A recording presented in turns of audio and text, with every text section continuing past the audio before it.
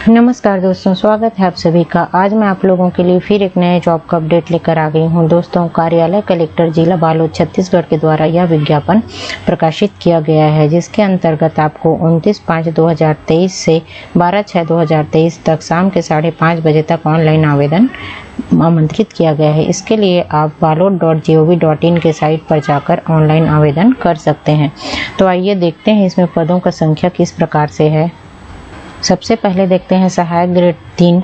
इसकी जो है कुल रिक्त पद की संख्या है 27। इसके लिए वेतन लेवल जो रहेगा 19,500 से 62,000 वेतन मैट्रिक्स लेवल 4 रहेगा। इसके लिए जो पद है वो अनारक्षित में 14, अनुसूचित जाति के लिए 2, अनुसूचित जनजाति के लिए 8 और पिछड़ा वर्ग के लिए 3 है। इस प्रकार से कुल जो है 27 जो है पद है सहायक ग्रेड 3 के, जिसमें महिलाओं के लिए 4 अनारक्षित में और 2 जो है अनुसूचित जनजाति में रिजर्व हैं। इसी प्रकार से भूतपूर्व सैनिकों के लिए 1 पद रिजर्व है। स्टेनोटाइपिस्ट का कुल जो पद है वो है 9। इसके लिए भी आपको वेतन लेवल जो है 4 रहेगा। इसके लिए जो है पद की जो संख्या है वो अनारक्षित में 6 पद है, अनुसूचित जनजाति में 2 पद है और पिछड़ा वर्ग में 1 पद है। इस प्रकार से कुल जो है 9 पद हैं। इसमें महिलाओं के लिए 1 पद अनारक्षित में रिजर्व है। इसी प्रकार से वाहन चालक की जो कुल जो पद संख्या है वो है 11। इसके लिए आपको वेतन लेवल जो रहेगा 4 रहेगा। इसमें जो है कुल 6 पद अनारक्षित के लिए, 1 पद अनुसूचित जाति के लिए, 2 पद अनुसूचित जनजाति के लिए, पिछड़ा वर्ग के लिए 2 पद, टोटल जो है 11 पद हैं। इसमें जो है महिलाओं के लिए 1 पद आरक्षित है। भृत्य का कुल जो है रिक्त पद है 20। इसके लिए भी वेतन लेवल जो है 1 रहेगा। इसमें अनारक्षित के लिए 9 पद, अनुसूचित जाति के लिए 2 पद, अनुसूचित जनजाति के लिए 7 पद और पिछड़ा वर्ग के लिए 2 पद, कुल जो है 20 पद हैं। इसमें महिलाओं के लिए 2 पद अनारक्षित में और 2 पद अनुसूचित जनजाति में हैं। भूतपूर्व सैनिकों के लिए 1 पद अनारक्षित में और 1 पद अनुसूचित जनजाति में है। इसी प्रकार से अर्दली कुल रिक्त पदों की संख्या इसकी 2 है। इसके लिए वेतन लेवल 1 रहेगा। इसमें अनारक्षित में 1 पद और अनुसूचित जनजाति में 1 पद है। टोटल जो पद है वह 2 है। इस प्रकार से चौकीदार के लिए भी 8 पद है। इसके लिए भी वेतन लेवल 1 रहेगा। अनारक्षित में 4 पद है, अनुसूचित जाति में 1, जनजाति में 3। इसी प्रकार से टोटल जो है 8 पद हैं, जिसमें महिलाओं के लिए 1 पद अनारक्षित में रिजर्व है। फर्रास के जो कुल रिक्त पदों की संख्या है वह 5 है। इसके लिए वेतन मान जो है मैट्रिक्स लेवल 1 रहेगा। इसमें अनारक्षित में 2 पद हैं, अनुसूचित जनजाति में 2 पद है और पिछड़ा वर्ग में 1 पद है। टोटल जो है यहाँ पे 5 पद फर्रास के लिए है। प्रोसेस सर्वर का कुल रिक्त पदों की संख्या 9 है। इसके लिए वेतन लेवल 1 रहेगा। इसमें अनारक्षित में 5, अनुसूचित जाति में 2, अनुसूचित जनजाति में 2, अनुसूचित जाति के लिए 1 और पिछड़ा वर्ग के लिए 1। इस प्रकार से टोटल 9 पद है। इसमें महिलाओं के लिए 1 पद अनारक्षित में रिजर्व है और भूतपूर्व सैनिकों के लिए भी अनारक्षित में 1 पद है। आइए अब सहायक ग्रेड 3 की शैक्षणिक अर्हता और योग्यताएं देखते हैं। इसके लिए मान्यता प्राप्त शिक्षा मंडल से 12वीं पास, अगर पुरानी पद्धति से परीक्षा उत्तीर्ण किए हैं तो किसी भी मान्यता प्राप्त विश्वविद्यालय से स्नातक में प्रथम वर्ष की परीक्षा उत्तीर्ण होनी चाहिए। दूसरा जो है मान्यता प्राप्त संस्था से डाटा एंट्री ऑपरेटर या प्रोग्रामिंग में 1 वर्षीय डिप्लोमा का प्रमाण पत्र होना चाहिए। तीसरा, कंप्यूटर में हिंदी टाइपिंग की 5000 की डिप्रेशन प्रति घंटा के हिसाब से गति होना चाहिए, जिसके लिए आपको कौशल परीक्षा देना होगा। स्टेनोटाइपिस्ट पद हेतु शैक्षणिक योग्यता है 12वीं पास या सेम पुरानी पद्धति से पढ़े हैं तो स्नातक का प्रथम वर्ष का परीक्षा उत्तीर्ण होना चाहिए।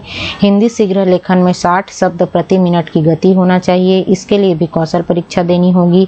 तीसरा है मान्यता प्राप्त संस्था से डाटा एंट्री ऑपरेटर या प्रोग्रामिंग में 1 वर्षीय डिप्लोमा और डाटा एंट्री की गति 5000 की डिप्रेशन प्रति घंटा होना चाहिए, जिसके लिए आपको कौशल परीक्षा देना पड़ेगा।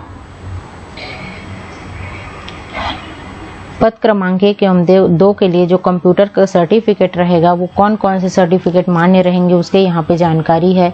इसमें आप ITI कोपा किए रहेंगे उसका सर्टिफिकेट मान्य है, या किसी टेक्निकल एजुकेशन से IT या फिर कंप्यूटर साइंस या मॉडर्न ऑफिस मैनेजमेंट में डिप्लोमा मान्य है, या किसी वैधानिक रूप से गठित मान्यता प्राप्त विश्वविद्यालय, डीम्ड यूनिवर्सिटी, इंदिरा गांधी विश्वविद्यालय, भोज विश्वविद्यालय द्वारा IT का जो सर्टिफिकेट रहेगा, या कंप्यूटर एप्लीकेशन में 1 वर्षीय डिप्लोमा स्नातक और स्नातकोत्तर मान्य रहेगा। इसी प्रकार से DOEACC सोसाइटी दिल्ली द्वारा जो डिप्लोमा का प्रमाण पत्र दिया जाता है वो भी मान्य रहेगा। इसी प्रकार से वाहन चालक पद के लिए जो है मान्यता प्राप्त शिक्षा मंडल से 8वीं पास होना चाहिए और आपके पास 4 पहिया वाहन का लाइसेंस होना चाहिए। भृत्य के लिए 5वीं पास, अर्दली के लिए भी 5वीं पास, चौकीदार के लिए भी 5वीं पास और फर्रास के लिए भी आपको 5वीं पास यहाँ पे मांगा गया है। इसी प्रकार से प्रोसेस सर्वर पद के लिए भी यहाँ पे 5वीं पास होना चाहिए। अब अपन आयु सीमा में किस प्रकार का छूट मिलेगा ये देख लेते हैं। तो अभ्यर्थी को 1/1/2023 के अनुसार न्यूनतम 18 वर्ष पूर्ण कर लिया जाना चाहिए और अधिकतम 35 वर्ष से ज़्यादा ना होना चाहिए। इसमें जो छत्तीसगढ़ शासन के अनुसार जो छूट मिलती है वो सारी छूटें आपको दी जाएंगी। जो है SC ST OBC को है और मूल निवासी जो है तो 5 वर्ष की छूट मिलता है। इसी प्रकार से महिलाओं के लिए 10 वर्ष की छूट मिलेगी। परित्यक्तता, विधवा या तलाकशुदा को भी 5 वर्ष की छूट मिलती है। इसी प्रकार से जितने भी छत्तीसगढ़ शासन में जो लागू होते हैं, जो शासन के द्वारा दिए जाते छूट हैं, वो सारे छूट इसमें आपको दिए जाएंगे। यहाँ पर नियम एवं शर्त दिया गया है जिसके अनुसार आवेदक को छत्तीसगढ़ का मूल निवासी होना चाहिए। आयु की गणना 1/1/2023 के अनुसार की जाएगी। आयु सीमा में छूट के लिए आपको प्रमाण पत्र की सत्यापित प्रति प्रस्तुत करना होगा। विज्ञापन की जारी तिथि के पूर्व निर्धारित समक्ष शैक्षणिक एवं अनिवार्य अर्हताएं पूर्ण होना चाहिए। किसी भी परिस्थिति में बाद की तिथि का प्रमाण पत्र स्वीकार नहीं किया जाएगा। छत्तीसगढ़ राज्य के रोजगार कार्यालय में जीवित पंजीयन होना चाहिए। इसी प्रकार से आवेदन पत्र पर नियत स्थान एवं नाम एवं दिनांक युक्त पासपोर्ट साइज फोटो अपलोड करना रहेगा और हस्ताक्षर जो है स्कैन करके अपलोड करना रहेगा। दिनांक के पूर्व तथा अंतिम तिथि के बाद जो आवेदन होगा वो मान्य नहीं होगा। ऑनलाइन आवेदन करने के लिए balot.gov.in पे जाकर आपको करना रहेगा। वेबसाइट जो है आपको 29/5/2023 से 12/6/2023 तक शाम के 5:30 बजे तक खुली रहेगी। इसमें पदों की संख्या में वृद्धि या कमी जो है की जा सकती है। यहाँ पे अपूर्ण एवं अस्पष्ट त्रुटिपूर्ण आवेदन अमान्य कर दिए जाएंगे। अगर आप एक से अधिक पद के लिए आवेदन करना चाहते हैं तो अलग अलग आवेदन करना रहेगा। चयन की प्रक्रिया देख लेते हैं। सबसे पहले सहायक ग्रेड 3 पद के लिए इसमें जितने भी आवेदन प्राप्त होंगे सबसे पहले उसका जांच होगा। फिर उसके बाद आपको शैक्षणिक योग्यता के प्राप्तांकों के आधार पर मेरिट लिस्ट बनाया जाएगा। फिर 1:6 में जो है आप प्रावधिक सूची तैयार करके आपको कौशल परीक्षा के लिए बुलाया जाएगा।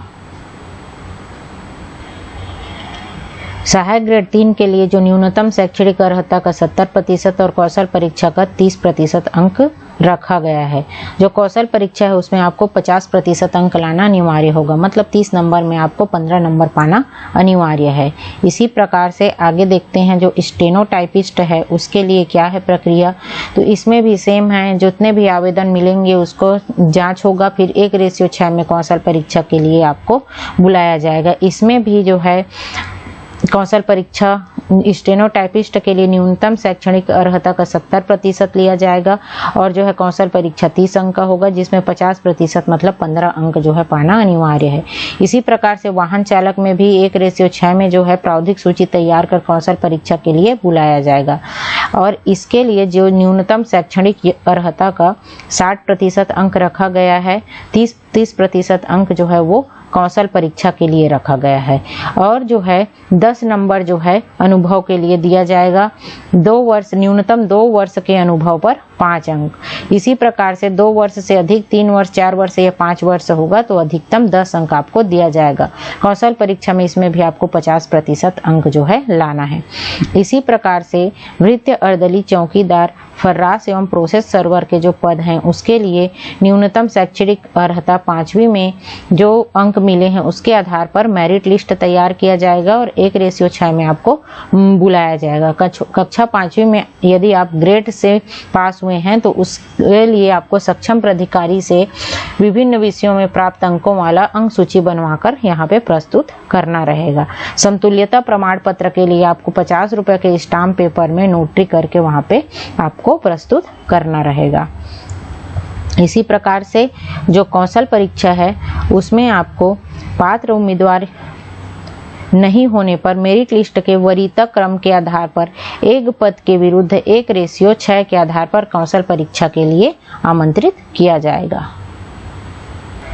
इसका मतलब यह है कि कौशल परीक्षा के बाद यदि चयन के लिए उम्मीदवार नहीं मिलते हैं तो मेरिट लिस्ट में फिर से जो है जो वरीयता क्रम होगा उसके आधार पर 1:6 में फिर से जो है लोगों को बुलाया जाएगा। आगे देखते हैं और इसमें क्या बता रहा है। चयन हेतु अभ्यर्थी की पात्र अपात्र के संबंध में अंतिम निर्णय लेने का अधिकार कलेक्टर जिला बालोद को होगा। यह जो नियुक्ति है वो पूर्णतः स्थायी है। यह जो है 3 वर्ष के परीक्षा अवधि के लिए नियुक्त किया जा रहा है।